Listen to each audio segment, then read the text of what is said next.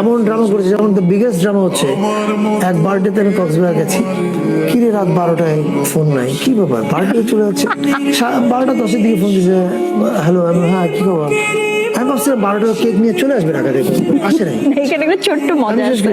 তারপরে ফোন দিল, বললো হ্যাপি বার্থডে, ওকে গুড, কি করতেছো, আমি বোঝার চেষ্টা করছি কি আসতেছে না আসতেছে না, কিন্তু ঢাকাতেই পাশে আছে পুরো বুঝতে পারছি আমি ভেরি ডিসহার্টেড। তারপরের দিন সকালবেলা আমি শুটিং করতেছি সমুদ্রের পাড়ে ফ্রেম, ইরেশ জাকের এবং মারিয়া নূর এখনই .com-এর বিজ্ঞাপন। ইরেশের পিছনে হঠাৎ করে দিকে একটা হেলিকপ্টার নামতেছে ফ্রেমের মধ্যে, আমি মনে হচ্ছে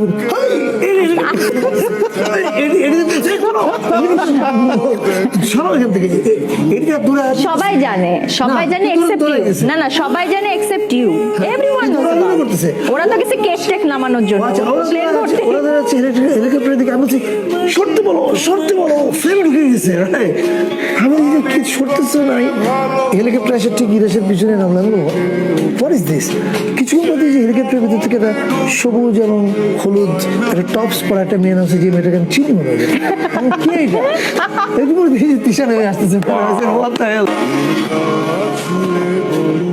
ছেড়ে যাবে না কখনো, তোমার মতো কে আছে বলো।